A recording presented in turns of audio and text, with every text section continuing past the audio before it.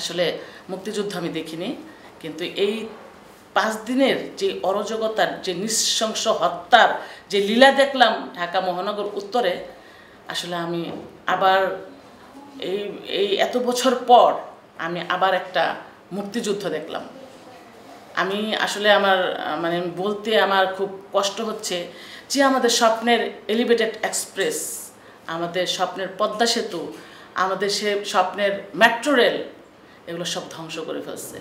কোটার বিরুদ্ধে যে কোটার ব্যাপারটা বললেন, গত 5 দিন রাস্তায় ছিলাম, যেহেতু আমি একটা সংগঠনের সাথে জড়িত।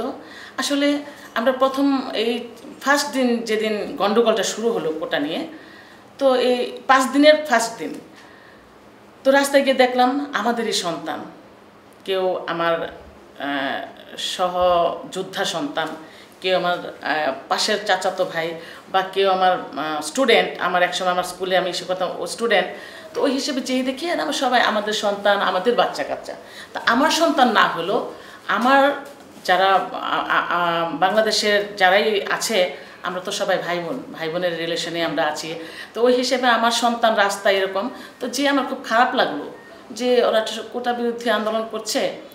তো ওদের আমার চিন্তা চেতনা ছিল, যেহেতু আমি একটা সংগঠনের সাথে আছি, রাজপথে ছিলাম সে ফার্স্ট থেকে এবং থাকবো ইনশাল্লাহ। তো ওদের বুঝিয়ে ঘরে ফেরানো যায় কিনা। প্রথম 2 দিন আমাদের ঘরের ছেলেগুলাই ছিল, তো তখন কিন্তু এত উশৃঙ্খলতা হয় নাই। যখন 2 দিন পরে 3 দিন আসলো, তখন দেখি যে তারা আমাদের ঘরের ছেলে না, তারা হলো পরের ছেলে। এই উন্নয়নের বাংলাদেশকে যারা ধ্বংস করতে চায়, জ্বালাও পোড়াও করতে চায়, আগুন দিয়ে মানুষ মারতে চায়, সেই তথাকথিত সংগঠন, সেই দল, সে বিএনপি, জামাতের যেই লেবাসধারী, যেই কি বলে ওটাকে, লেবাসধারী যেই জঙ্গিগুলা ছিল, তাদেরকে দেখলাম 3য় দিনে রাস্তায়। আসলে মুক্তিযুদ্ধ আমি দেখিনি, কিন্তু এই 5 দিনের যে অরাজকতার, যে নৃশংস হত্যার যে লীলা দেখলাম ঢাকা মহানগর উত্তরে, আসলে আমি আবার এই এত বছর পর আমি আবার একটা মুক্তিযুদ্ধ দেখলাম। আমি আসলে আমার বলতে আমার খুব কষ্ট হচ্ছে যে আমাদের স্বপ্নের এলিভেটেড এক্সপ্রেস, আমাদের স্বপ্নের পদ্মা সেতু, আমাদের সে স্বপ্নের মেট্রো রেল, এগুলো সব ধ্বংস করে ফেলছে।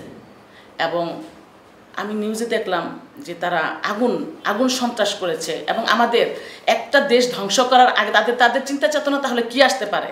তাদের চিন্তা চেতনা হলো, তাদের প্রথমে কোটার একটা ছিল, স্লোগান ছিল, তারা কোটা বিরোধী আন্দোলন করছে।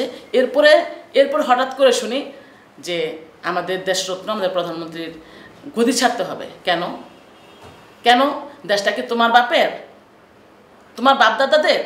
না, এই বাংলাদেশটা আমাদের বীর মুক্তিযোদ্ধারা এবং শহীদ যারা হয়েছেন, তারাই বাংলাদেশটা আমাদেরকে দিয়ে গিয়েছেন।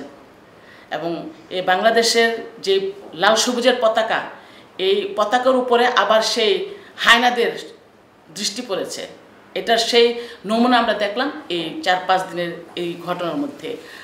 দেখলাম একটা দেশকে ধ্বংস করতে হলে তার সংবাদ ব্যবস্থা, আপনারা যারা সাংবাদিক ভাই, আমাদের সংবাদ ব্যবস্থার উপর হানা দিতে হবে। এবং সেই পরিকল্পিতভাবে সেই ঘটনাটাই তারা ফার্স্ট করেছে, সেটা হলো বিটিভিতে আগুন ধরে আসছে।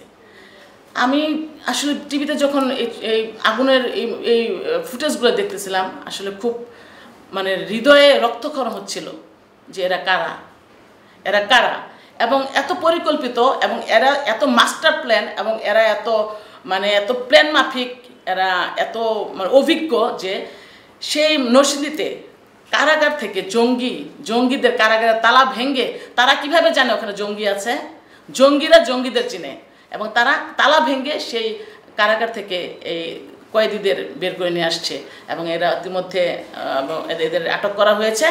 আমাদের দেশরত্নের বিচক্ষণতায় তাদের আমরা সুষ্ঠু একটা তদন্ত করে তাদের বিচারের কাঠগড়ায় দাঁড় করানো হোক, এটা আমাদের আর্জি। আর যে সহিংসতার কথা বলছি, আসলে উত্তরাতে আমি সেদিন আমার এখনও গায়ের লোম দাঁড়ায় যায়। আমার মাননীয় এমপি মহোদয়, ঢাকা 18 আসনের খসরু চৌধুরী সাহেব ছিলেন ওখানে উপস্থিত। ওনার ওনার লিডিংয়ে আমরা সবাই ছিলাম রাস্তায়। আমাদের ঢাকা মহানগর সবাই না, কিছু সংখ্যক মানুষ আমরা ছিলাম।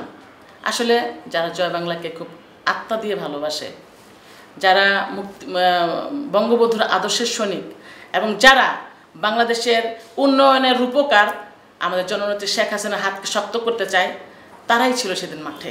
সেই কর্মীগুলো মাঠে ছিল এবং ইনশাল্লাহ সে ফার্স্ট দিন থেকে মাঠে ছিলাম এবং বোঝানোর চেষ্টা করেছিলাম আমাদের বাচ্চাগুলোকে ঘরে পাঠাবো।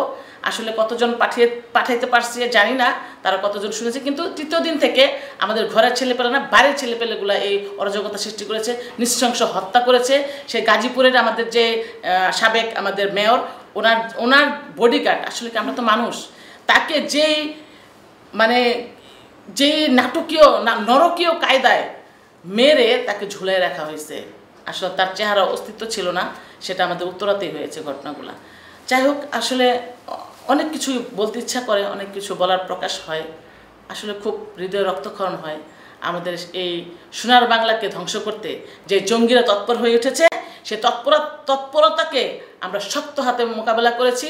আমাদের দেশরত্ন মাননীয় প্রধানমন্ত্রীর বিচক্ষণতায় আমরা রাস্তায় আছি। ইনশাল্লাহ তোমাদের দাঁত ভাঙ্গা জবাব আমরা দিয়ে দিব। তোমাদের এই জয় বাংলার মাটিতে, এই বঙ্গবন্ধুর মাটিতে তোমাদের কোনো স্থায়ী আমরা দিব না ইনশাল্লাহ। সকল ষড়যন্ত্র রুখে দিব ইনশাল্লাহ, দাঁত ভাঙ্গা জবাব দিয়ে দিব। আমরা মাঠে ছিলাম এবং মাঠে আছি। আমি লাভলি হাসান। জয় বাংলা, জয় বঙ্গবন্ধু।